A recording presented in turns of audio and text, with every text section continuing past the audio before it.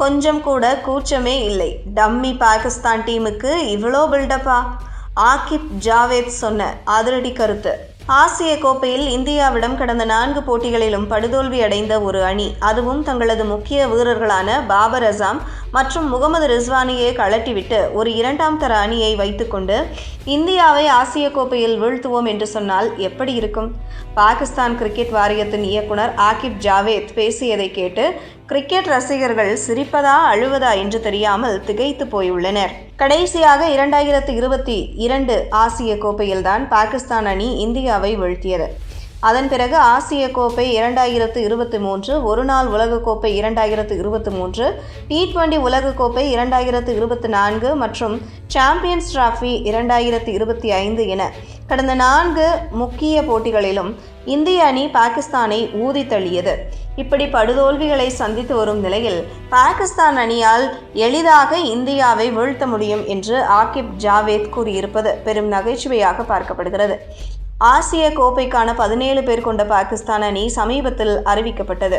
இதில் மிகப்பெரிய அதிர்ச்சியாக அந்த அணியின் மூத்த வீரர்களாக கருதப்படும் பாபர் அசாம் மற்றும் முகமது ரிஸ்வான் ஆகியோரின் பெயர்கள் இடம்பெறவில்லை. இவர்களை தவிர ஷதாப் கான், நசீம் ஷா போன்ற முக்கிய வீரர்களும் அணியில் இல்லை.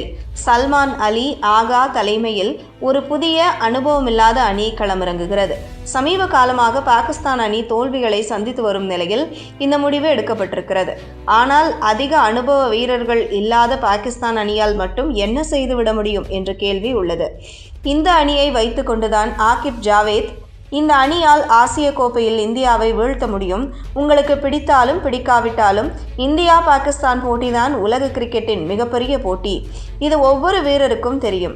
எங்கள் அணி எந்த அணியையும் வீழ்த்தும் திறன் கொண்டது. அனைவரும் தயாராக இருக்கிறார்கள் என்று வீரவேசமாக பேசியுள்ளார். இந்தியா மற்றும் பாகிஸ்தான் இடையே எல்லையில் நிலவி வரும் பதட்டமான சூழலையும் ஆகிப் ஜாவேத் சுட்டிக்காட்டியுள்ளார். இரு நாடுகளுக்கும் இடையிலான சூழல் அனைவருக்கும் தெரியும். ஆனால் அதற்காக வீரர்கள் மீது கூடுதல் அழுத்தத்தை நாங்கள் சுமத்த விரும்பவில்லை என்றும் அவர் கூறியுள்ளார். ஒருபுறம் முக்கிய வீரர்களை நீக்கிவிட்டு மறுபுறம் இரு நாட்டு பிரச்சனைகளை பேசி வீரர்களுக்கு உத்வேகம் கொடுப்பது போல் பேசுவது பாகிஸ்தான் அணியின் பலவீனத்தை மறைக்கும் செயல் என்று விமர்சகர்கள் கருதுகின்றனர். செப்டம்பர் 14ஆம் தேதி துபாய் சர்வதேச மைதானத்தில் இந்தியா மற்றும் பாகிஸ்தான் அணிகள் மோதுகின்றன. அன்று தெரியும் பாகிஸ்தானின் இந்த பில்டப் எந்த அளவுக்கு வேலை செய்கிறது என்று. இப்போதைக்கு பாபர், ரிஸ்வான் இல்லாத ஒரு அணியை வைத்துக்கொண்டு பாகிஸ்தான் விடுவிக்கும் இந்த சவாலை இந்திய ரசிகர்கள் நகைச்சுவையாகவே கடந்து செல்கின்றனர்.